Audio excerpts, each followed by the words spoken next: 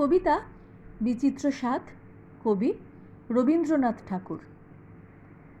আমি যখন পাঠশালাতে যাই, আমাদের এই বাড়ির গলি দিয়ে 10টা বেলায় রোজ দেখতে পাই ফেরিওয়ালা যাচ্ছে ফেরি নিয়ে। চুরি চাই, চুরি চাই সে হাঁকে। চিনের পুতুল ঝুড়িতে তার থাকে।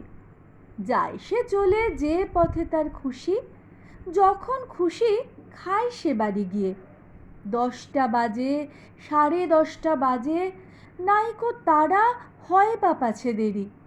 ইচ্ছে করে সেলেট ফেলে দিয়ে অমনি করে বেড়াই নিয়ে ফেরি।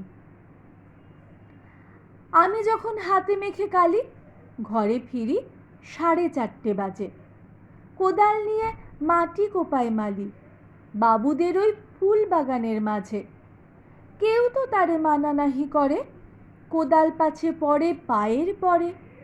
গায়ে মাথায় লাগছে কত ধুলো, কেউ তো এসে বকে না তার কাজে।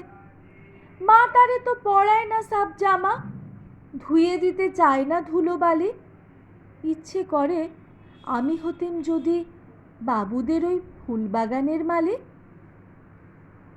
একটু বেশি রাত না হতে হতে মা আমারে ঘুম পাড়াতে চায়। জানলা দিয়ে দেখি চেয়ে পথে পাগড়ি পরে পাহারাওলা যায়। আধার গলি, লোক বেশি না চলে, গ্যাসের আলো মিটমিটিয়ে জ্বলে।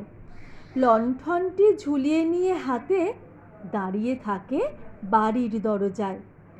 রাত হয়ে যায় 10টা, 11টা, কেউ তো কিছু বলে না তার লাগি। ইচ্ছে করে পাহারাওলা হয়ে গলির ধারে আপন মনে জাগি।